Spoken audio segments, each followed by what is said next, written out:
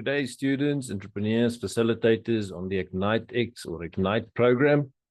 Welcome to the financial plan and financial template slides. That is currently part of Milestone 3.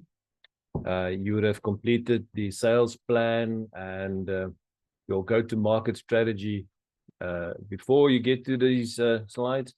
And the financial plan slide currently on the template looks something like this on the screen at the moment. So give me a second and I'm gonna, well, you would have found a tool or a template that is downloadable from the platform. I would suggest, and I'm going to share with you a revised version of that tool that we would like you to use. That's going to make it easier for you as a student or for you as a facilitator to complete these forecasts more effectively and more accurately, but also much quicker than the current hosted tool would provide you with. So I'm going back all the way. So I'm just going to go through the slides. You'll see that this first slide says financial plan, startup cost, and there's a slide there that is currently a picture that you need to copy and paste into this slide on your presentation. And the same goes for the profit and loss sheet, the financial projections, as well as the unit economics and the financial plan. So in essence, there are basically 5 slides that we will cover quickly and effectively in this session. So the tool that I will share with you is this. It's called the Ignite 3.1 M3 Financial Planning Forecast Unit Economics Tool. It consists of 9 tabs. Down at the bottom, you'll see there are 9 tabs starting all the way from the startup cost. So the startup cost, I have entered some data in here just to save some time. But first things first, you need to put in your local currency. So depending which country you are from, whether it's Rwanda, Uganda, Kenya, South Africa, Botswana, Swaziland, doesn't matter. You put in your local currency because that is what you are dealing with. And so in this case, I'm just going to leave it like that. You put in your local currency. I'm going to use this as an example. So I've completed some setting up of the business expenses. Now, startup cost, as we all know, is the cost that you have to incur before you can actually start operating this business. It's not your salaries, it's not your monthly rental, it's not your monthly water and electricity, it's not anything that you pay on a monthly basis. It is everything that you have to pay in a once-off before you start format. That includes business formalization, rental deposits, to get your telephone lines and data lines installed, your website and app design hosting as an example. If you're going to run a extensive marketing and branding exercise before you launch, that is part of your startup cost. If you've got any formal supplier agreements that you need to sign, or facilitation or branding agreements with your suppliers or partners, that is a once-off cost. When it comes to equipment, assets, property and finance, vehicles, all that sort of things, it is the big spend, you know, those expensive items that you need to buy. Perhaps some businesses don't need to do that. If you're going to run a service provider or a service business and all you need is a projector and a screen and a laptop, then that is all that you need. If you're going to be hosting an app or a website, that app and that website becomes an asset. So that could be, you know, as part of setting up cost, it could be just hosting it or owning it could actually be an asset to you. But mostly it is equipment, vehicles, property, tools, furniture, computers, all of those sort of items that you will most probably not buy every month or every 6 months or even every year. You might only need to replace them as and when it's required. Then we've got starting operations. Now, in this case, this business that I'm using as an example is a early childhood development center. They will need to train some of their staff. They need to buy PPE and uniforms. There could be some stuff like, let's say, startup stock that they need to buy for food, kitchen, etc. I'm using examples. I'm just going to leave it there for the time being. So I haven't put any values in here to the full extent. So I'm just going to quickly do that. So I'm estimating these are you don't need to go and spend hours on trying to get quotations on anything that you're putting into your startup cost. All it needs to be is a rough estimation based on what you know or expect it to cost. Now, so I'm thinking about telephone lines and data lines in the region of about 1,500. Website design and app hosting is fairly expensive, so I'm going to put there 8,000. Marketing and branding could be that I need to print signs and brand vehicles and make banners, so that could very well be a very expensive exercise. To sign formal partnership agreements means I might need to meet and travel with some of these partners, which could cost me a bit of money. So all I need is a basic budget on that. Now, when it comes to the big ticket items, furniture, computers, vehicles, here can I expect to spend in the region of about 400,000. To get the staff trained could be also fairly expensive because you need to bring in a consulting or a training firm to do that. So I'm going to put down 25,000. PPE uniforms, let's say 6,000. And to get the kitchen rigged up and start up, let's say another 15,000. So these are just estimation. I'm giving you these numbers as an example. Right? So then you've got startup capital. Now, this is only applicable if you expect to be able to put in some money into this business. Whatever, and they call it bootstrapping, whatever money it is that you might have saved up or that you can borrow from family or might have, you want to sell your car to finance some of this business. I'm giving examples out there, but money that comes from you by the owner. So in this case, let's say the owner has got about 20,000 in the pockets to contribute, which means the total setup cost for this business is going to be about 485,500. Deducting the 20, it's going to leave a shortfall of 465,500 rand in this case. No? So that number is very important. So now you've done your startup cost. Next thing is to try and figure out and estimate what will it cost you to supply or the service or manufacture the product or deliver the service that you would like. So I'm just going to give an example to say daily, because remember these are childhood early development centers. I'm just going to say daily child minding and caring cost. Now, this cost will be based on the amount of people that you need to look after the number of children that they have, for an example, or how much does it cost you to make or buy the products that you want to resell? How much will it cost you to facilitate 1 hour of a program that you're going to sell for 1,000? It might cost you 500. This is very different from one business to the other. So I'm just giving an example. So remember, this is cost to you as a business, not cost to your customer. This is what it's going to cost you in order to be able to manufacture, create, deliver what it is, the service that you're going to offer. So in this case, the daily estimated child mind and caring cost per child for this daycare center, I'm putting an estimation, let's say roughly around 250 per child per day, or per month. So let's say monthly, yeah. Monthly. Okay, because it's economies of scale. The more children you have, the lesser that brings down the cost of caring for them on a daily basis. Let's put that.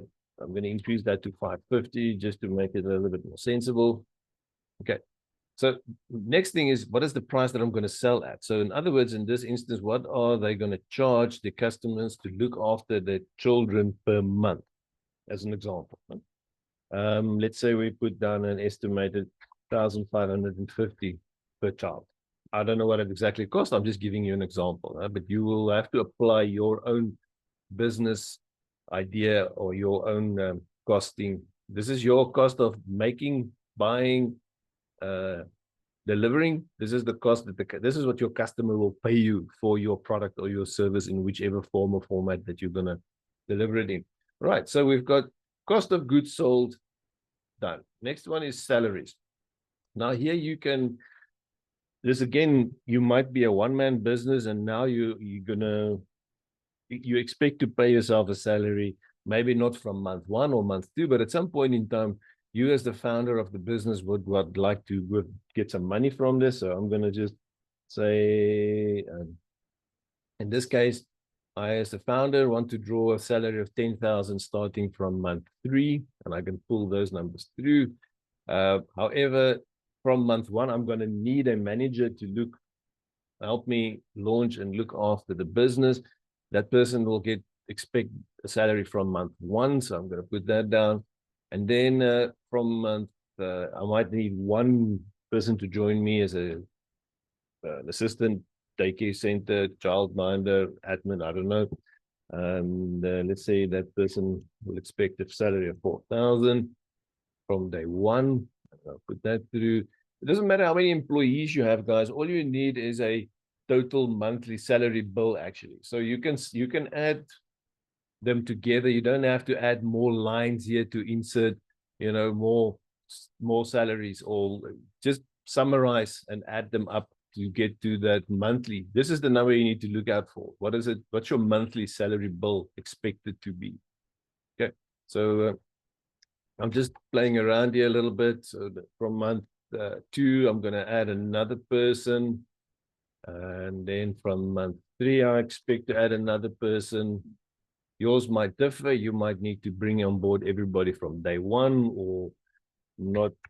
Doesn't matter. You decide where and when your staff is expected to join, if so.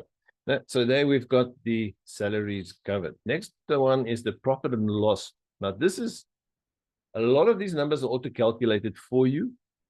All you need to look at is the orange ones. So how many units do you expect to sell in month 1? Or how many customers do you expect to have in month 1? Or how many sign-ups or services that you expect? So that's something that you need to estimate as well. So I'm saying here that from month 1, we want to start off with a minimum of 25 children. The selling price is already in there, 1,550. My cost, all of this has been auto-calculated and pulled over for you into the slide. Do not edit these numbers in this slide. If you want to edit it, go back to this tool to do the edit. Okay. You only enter the number of sales that you expect, whether in what form or format that is, whether it's subscription or units or hours, doesn't matter. You put in the number of units that you expect to sell every month based on the selling price that you have put in here. Okay. Right. So that being said, I'm going to forecast my sales to increase slightly every month because I am going to grow the business. I'm working on adding more children every month. I'm driving hard to get my marketing and sales plan in place. I know how many kids I can manage. My maximum capacity will be until I increase my staff complement to be able to manage that. So I'm saying I'm going to reach my cap for year 1 is 100 children in this business. Year 2, I'm going to expand by adding more staff, by adding more equipment, but that's not important right now. We need to just focus on the first 12 months. No? This is profit and loss for the first 12 months. Right, so now we get to the monthly expenses. So obviously salaries, as you can see, has already been calculated for you here, and it's been pulled over into this profit and loss sheet for you. Do not, I repeat, do not edit the gray blocks at all. These numbers are auto-calculated, and if you do edit it, it's going to mess up the formulas. So just focus on the orange blocks for you. Okay, so monthly, my telephone bill, that'll definitely be a monthly expense. So let's say that's going to be about 2,500. I can say, and I'll pull these numbers through. You can retype them in every block. I'm just pulling them through because I'm lazy.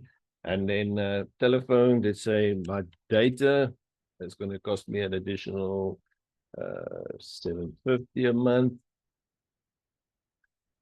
Pulling that through. Then I've got my staff refreshments because I'm offering my staff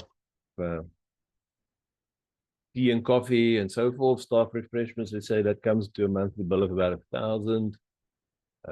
Yours will be different again. Your monthly expenses might be much less or much more. Do not add any more lines. Summarize if you have to. You can just say office expenses, and that could include your telephone and data or staff refreshment. But please do not add any more lines that are already on the sheet. Use the ones that are there. You can just summarize some of the items together and pull them. So I'm going to say transport because I'm picking up kids and so forth every month. That is expensive. As we all know, fuel is not cheap. So that could be an expensive monthly bill. Just a tip here. Right at the beginning, we mentioned we're going to need to borrow some money. We're going to need additional funds, whether it's from an investor or a bank or so forth. Do not enter that money into your monthly forecast. I'll get to a point where I'll show you exactly where we're going to discuss that. So let's think, what else would we need on a monthly basis? We've got transport, we've got data, we've got phones, we've got office rental.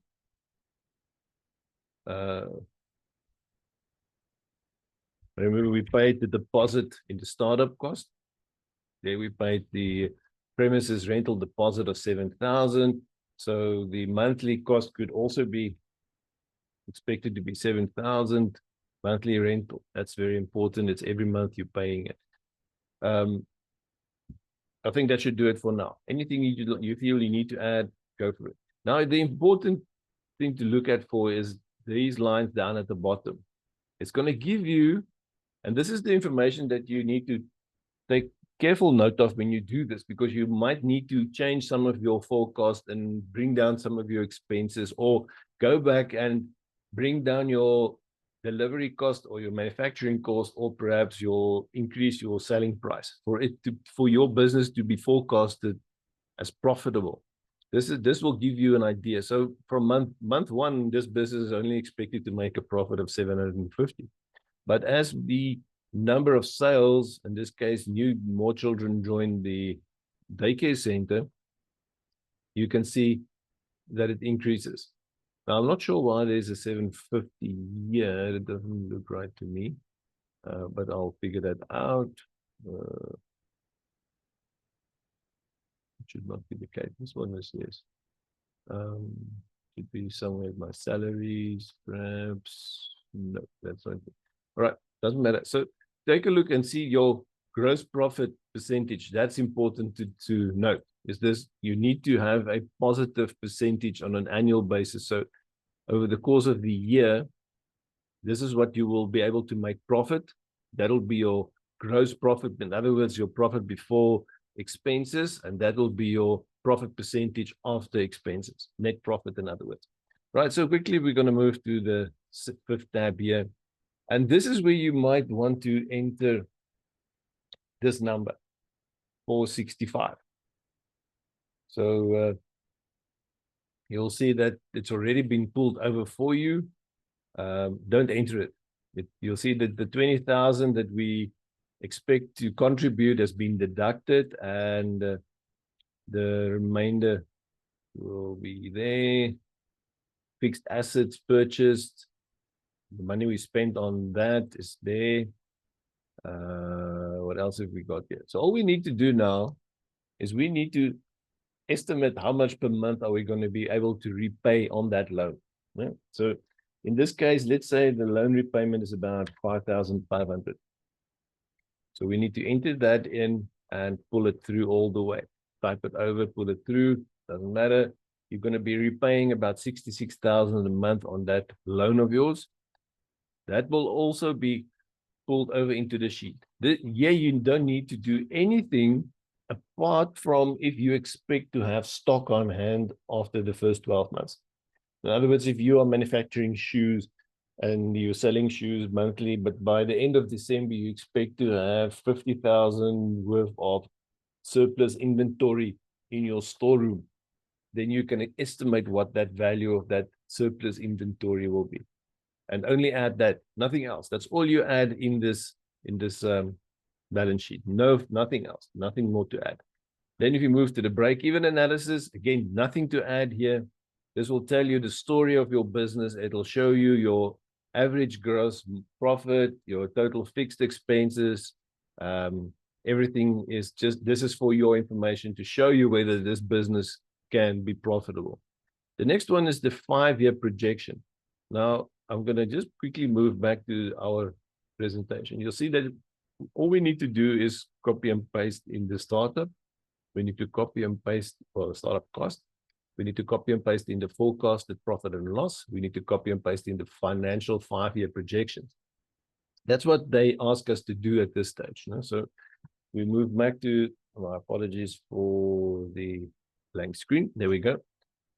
So first year is already calculated for you. It's auto-calculated. All you need to do now is look at these yellow blocks and estimate what sort of annual percentage increase, not value in monetary value. You're working purely on percentage increases per year. So for the first year, expected increase on my average sales. This is my average sale increase. So if I'm expecting to increase by, let's say 25% annually, I can put down an expected 25% increase annually. Or it could be less in the second year, a little bit more in the third year, fifth year. But that's all you edit is the percentages, nothing else. Then if your prices, your resale price is going to go up. In other words, what you charge the customer, if that price is going to go up, and what you try and estimate what sort of percentage annual increase do you expect. So in this case, we're going to say just 10%. 10% annual increase on childcare as an example. Okay.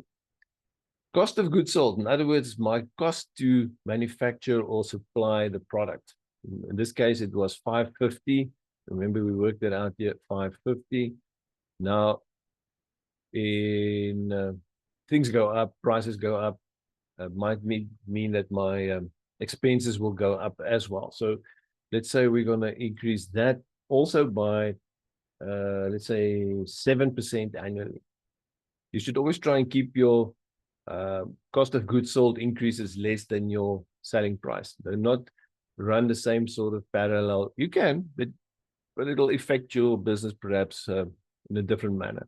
Not illegal or impossible. You can, if you want to increase your selling price by 10% and increase your cost of manufacturing or delivering by 10%, you can do that. You can also change that on an annual basis. But I would advise to keep it, if you expect a 10% annual increase, go for a 10% annual increase across the board.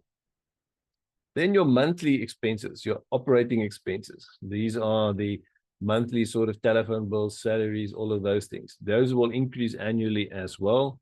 So again, you need to just estimate the percentage. Let's say we expect to have another 7% increase on that annually. And that's the reason why we are expecting a 7% increase in our cost of goods sold. And you have now done your 5-year forecast. This is it. 5-year projections done. Yeah? But we are not finished yet. On our slide, we'll see. I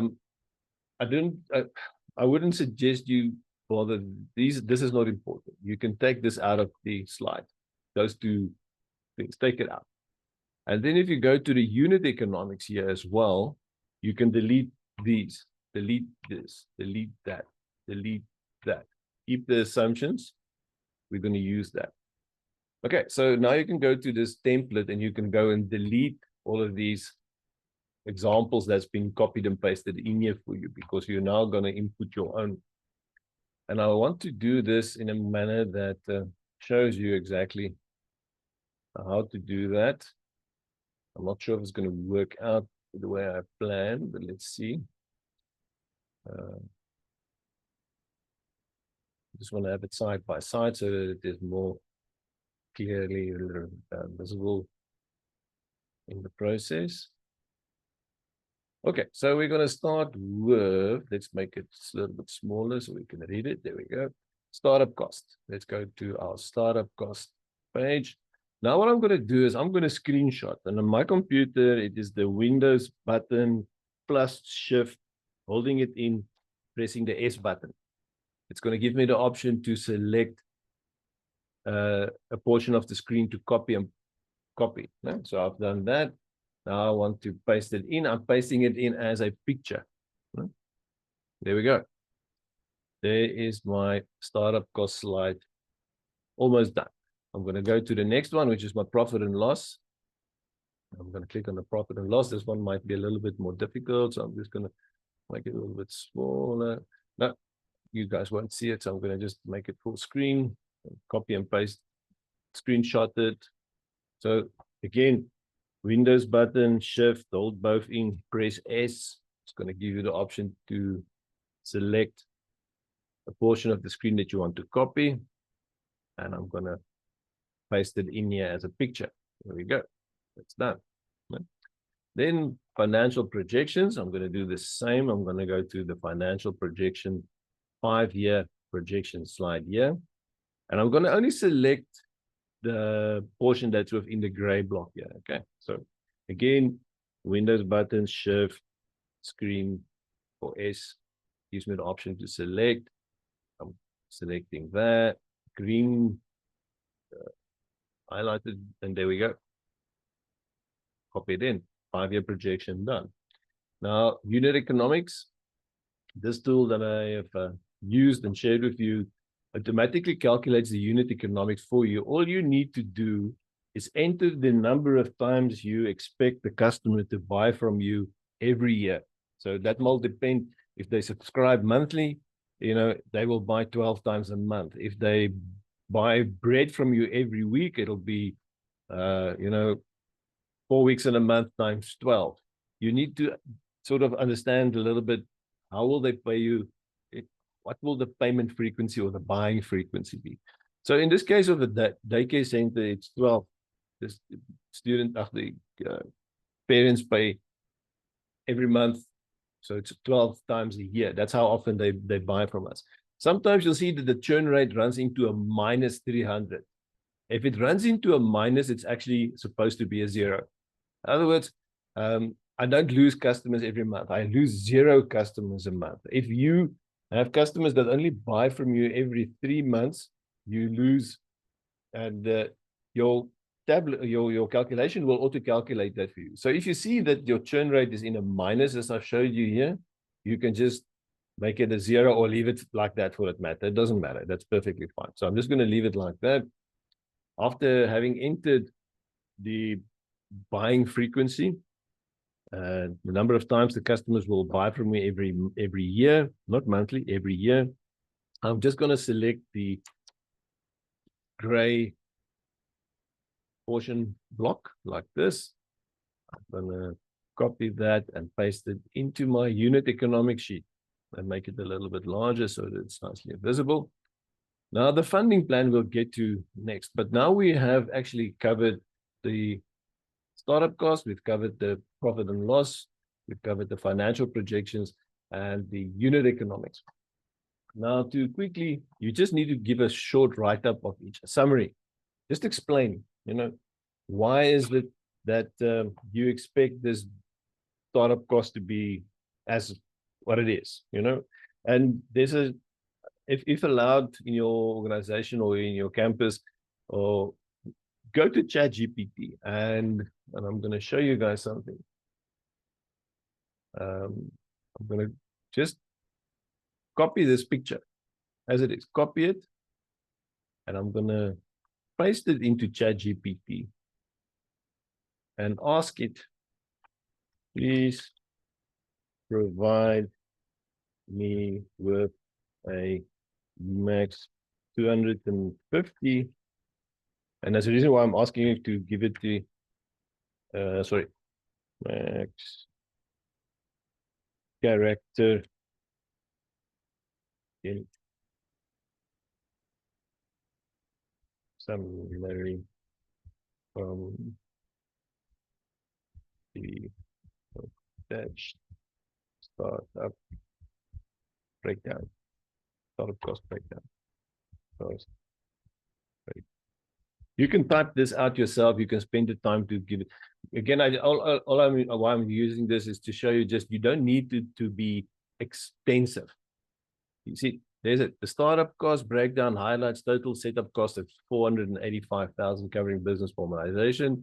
And with 20,000 in equity, an additional 465 funding will be required. So all I'm doing now is I'm doing this and I'm putting it in there. Okay, that's it.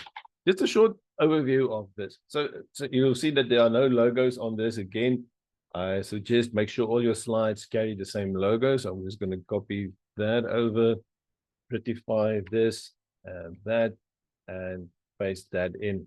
Okay, let's try something else and do paste it in. There we go. So make sure all your slides have got it, and do the same now for the other slides, your profit and loss, your financial forecast, and the unit economics. Okay. Now, getting to the funding plan, it's asking me how much fund required to reach the next level. Now we know this. This has been, we've calculated it. How much funds do we need? We need 465,500. So you can put that in there. In this case, it's rand 465,500. How much have we bootstrapped? In this case, we've bootstrapped 20,000. You might bootstrap nothing or something. How much can be bootstrapped again? 0. We don't have any more money now. We need funding. How much external funding do we require? Again, the startup will show you that. Startup cost breakdown. We require, okay, sorry, my mistake. The total requirement is 485,500. Let's go back. 485. We need an additional 465,500. All right, so there we have the financial breakdown done. So what will the money be spent on?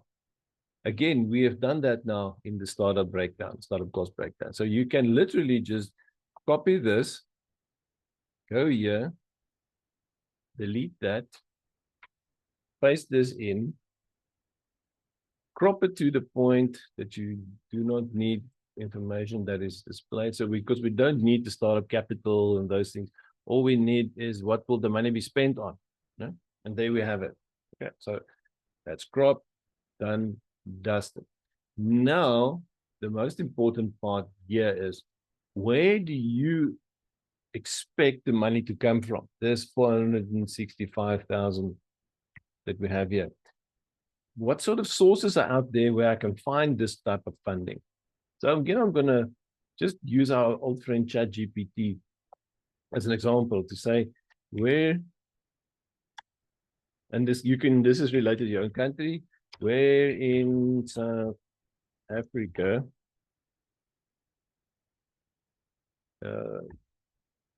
can I find potential